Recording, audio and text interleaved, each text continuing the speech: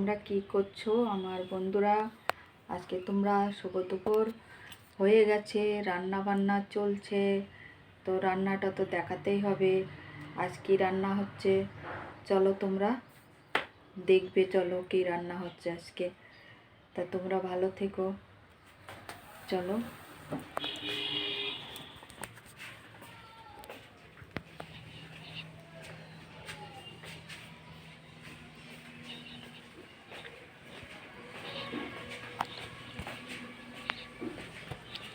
ছেলে স্নান করতে গেছে কিনা কে জানি না।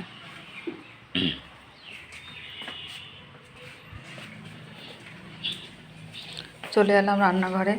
দেখো ভাতের মাড় গালতে বসিয়ে দিয়েছি, ভাতের মাড় গালছি। ভাতটা আর দেখালাম না, মাড় গালছি। আর এই দেখো এদিকে আমার মসুরির ডাল হচ্ছে। পেঁয়াজ সম্বরা দিয়েছি, লঙ্কা পেঁয়াজ দিয়ে আজকে মসুরির ডালটা রান্না করলাম। এই দেখো পড়ছে। আর এই কড়াইতে কি দেখি তো, হ্যাঁ এই কড়াইটি হচ্ছে, এটা বলো তো কি, তোমরা বলতে পারবে না। এটা হচ্ছে বিনস আলু ভাজা করছি, বিন আলু ভাজা। আর এই দেখো গোল গোল করে কি কেটেছি বলো তো, এটা লাল আলু ভাজা, লাল আলু ভাজা করে রেখেছি। আর কালকে একটু তরকারি আছে,